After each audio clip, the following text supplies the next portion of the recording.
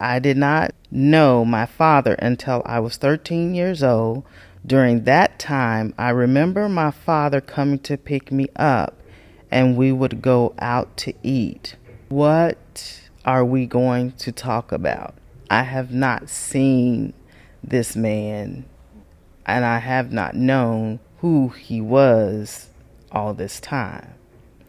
So there was light conversation of, talking about school, because I was still in, school, what was going on in school, how was mom doing, and because they were not married. So the conversation basically was about me, school, and what he was doing at that time in his life. The first time that I called him was, I asked him how he was doing, and he said that, life happened, and he had been diagnosed with prostate cancer. And he assured me, I asked him how are you doing? And he said, I'm doing as well as expected. And for the first time, I think I told him that I cared about him, and he told me that the nurse was in there and that he had to get off the phone. And then we hung up, and then that's when I got the sick feeling in my stomach, and it was about 10 minutes later, I called back. 10 or 15 minutes later, I called back, and he had passed away. And his close friend of his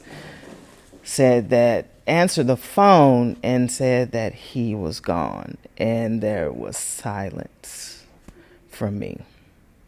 My sister's dad actually would keep in contact with me.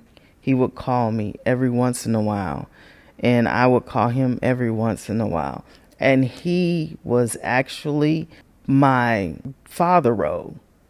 My sister's father became my father. So when mom told me that he would take me around in his car when I was little, those are the times it came back in my mind that even though my dad didn't have that place of a father in my life, there was my sister's father that I clung to, that filled that void, but did not totally fill that void, because I remember thinking that as I traveled, from place to place, being in church and going to church, it was the pastor that became my papa.